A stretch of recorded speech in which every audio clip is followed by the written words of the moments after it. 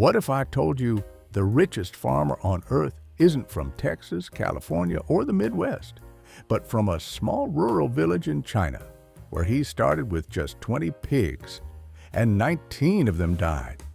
And from that disaster, he built a $40 billion agricultural empire so massive, it now produces more pork than the entire United States. This is the story of Qin Yinglin, the pig king of China, the man who quietly built the largest farming operation in human history, and what his rise means for American agriculture. The American problem you've never heard of. Before we get into Qin's story, you need to understand something shocking. China consumes half the world's pork, and one company, Qin's company, Muyuan, now controls a massive share of that supply. But the problem goes deeper than numbers. In America, pork is part of a diversified protein market. In China, it is the center of daily life. From holiday feasts to humble home kitchens, no other meat carries the same cultural weight. That means the company that controls pork doesn't just control a product, it controls a pillar of national stability. And while American farmers operate in a free market, Qin's empire sits at the intersection of business, technology, and national priority. His success has become intertwined with China's food security strategy, shaping how the country plans, produces, and protects its future supply. For America, this shift matters. The U.S. pork industry once set global standards for efficiency. Now, it competes with a foreign enterprise that produces food on a scale and level of automation that our own farmers have never seen. And whether we realize it or not, that affects prices, competition, and the future of how food is grown.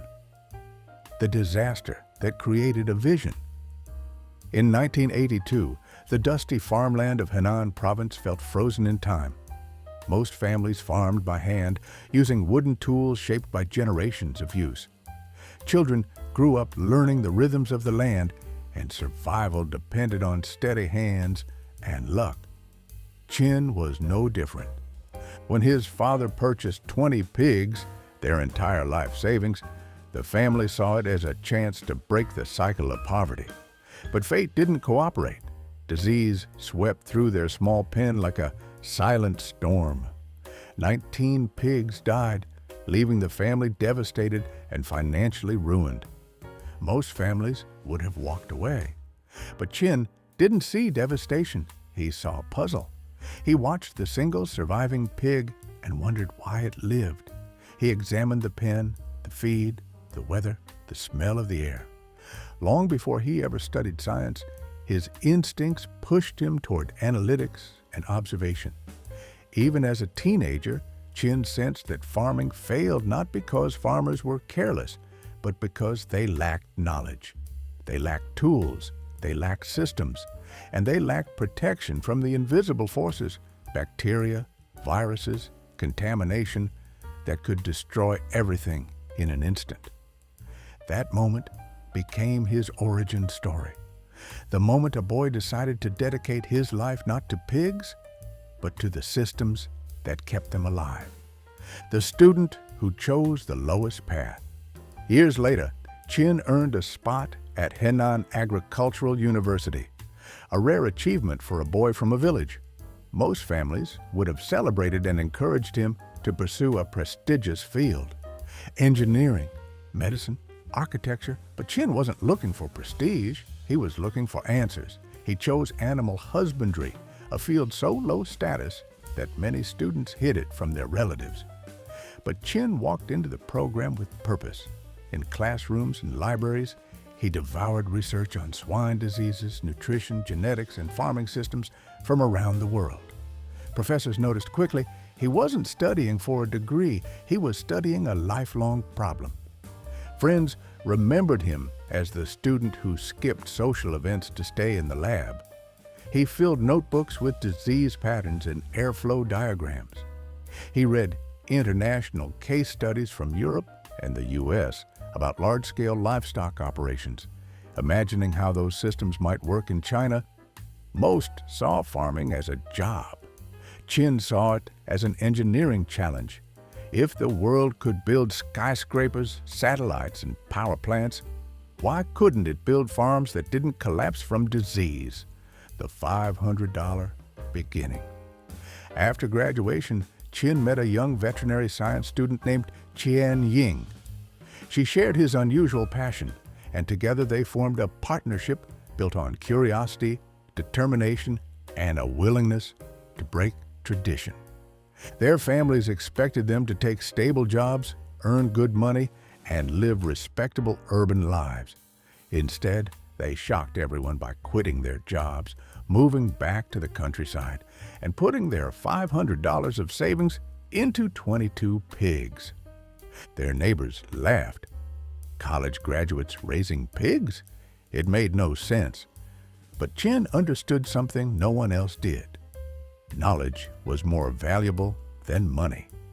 If they could apply scientific logic to animal husbandry, the results could transform everything. Behind Qin's parents' home, they built a tiny shed. It wasn't impressive, but inside that shed, they began running the first experimental farm in rural Henan.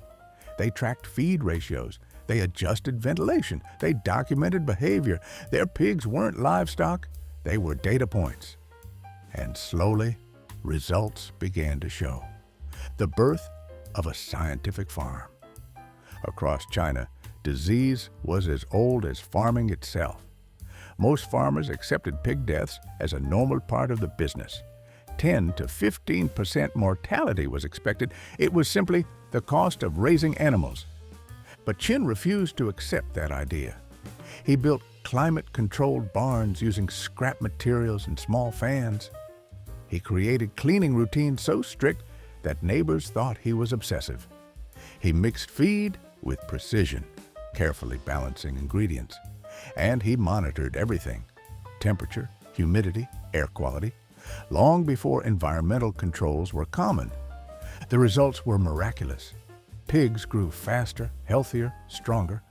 Mortality plummeted from double digits to numbers no one believed were possible. Stories spread across villages.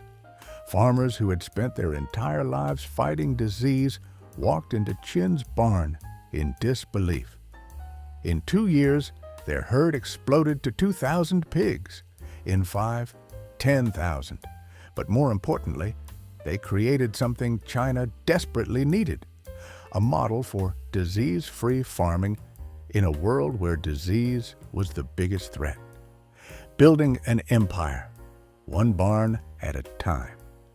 By the early 2000s, Qin was no longer that young kid doing things differently. He was a rising force in Chinese agriculture, but he wasn't satisfied with running better barns.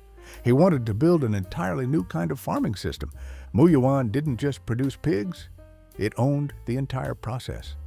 Genetics, breeding, feed mills, veterinary care, construction, logistics, processing. Qin believed that if you controlled every step, you could eliminate risk. You could stamp out disease. You could produce food predictably, efficiently, and at massive scale. It was a radical idea in a country still full of small family farms. But as Qin expanded, something became clear. His model worked. His barns didn't fail. His pigs didn't die. His profits didn't fluctuate wildly. His system became China's first true vertically integrated pig empire.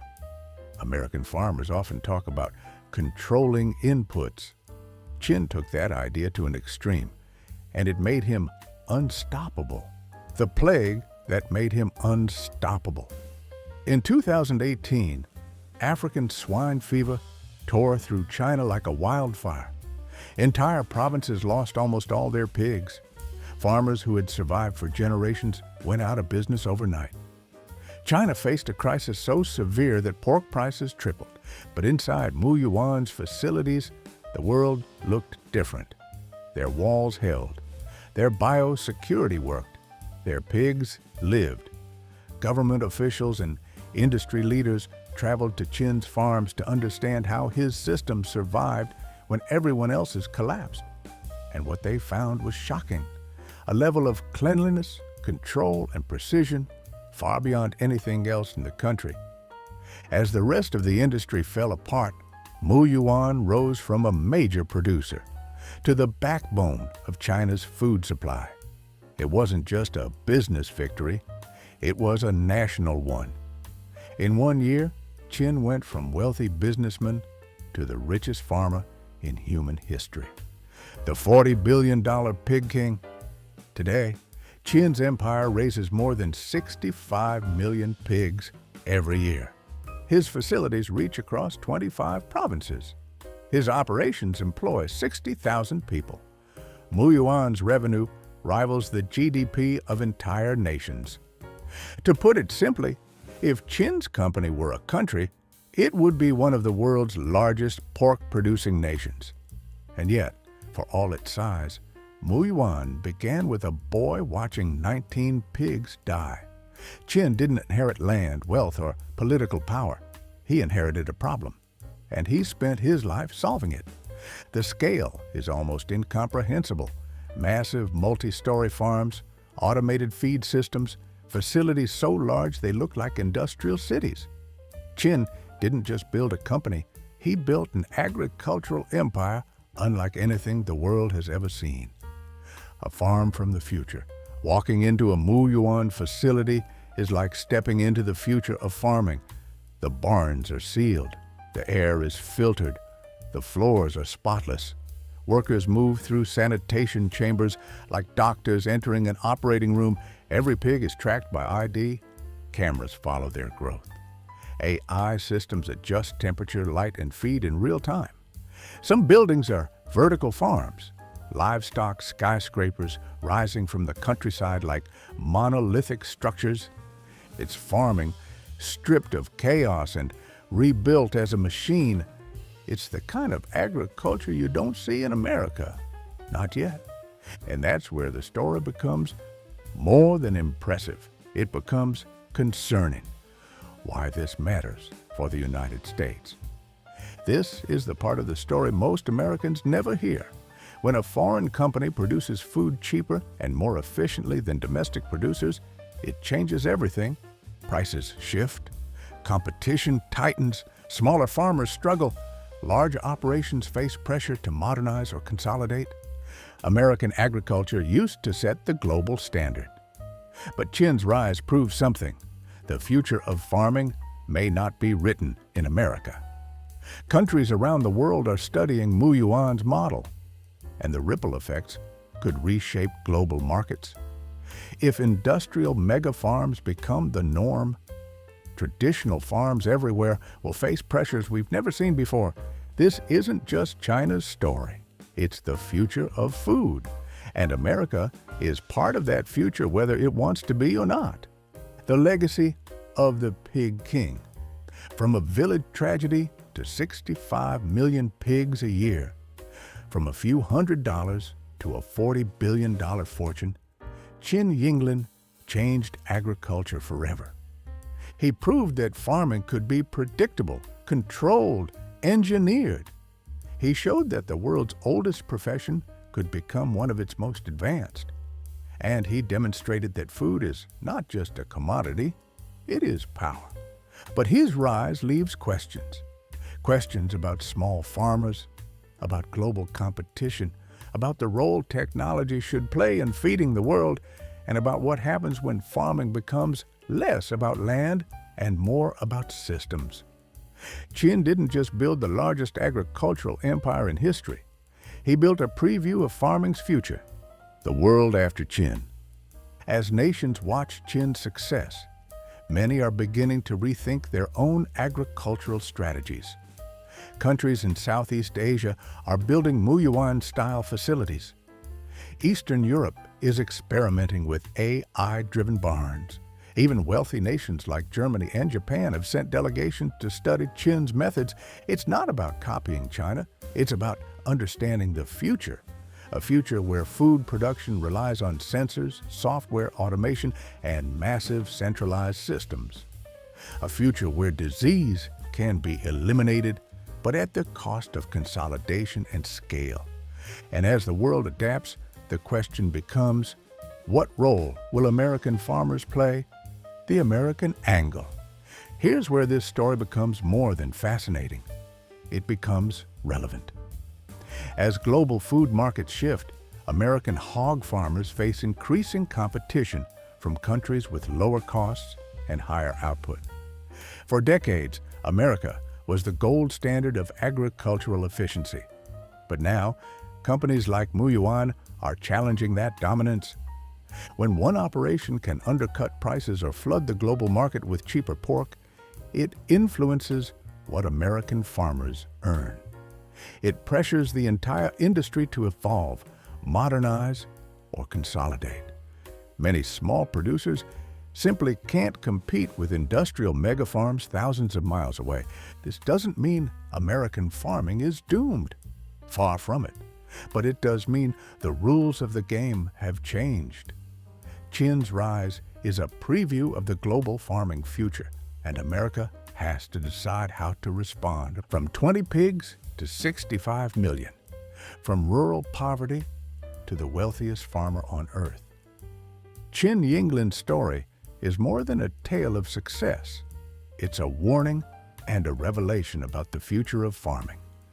As technology reshapes agriculture at record speed, the world is watching giants like Muyuan redefine what farming looks like. But here in America, the spirit of independent farmers, ranchers, and agricultural families remains strong. The question is how we adapt and how we compete. In a world where farming is no longer just a livelihood, but a high-stakes global industry.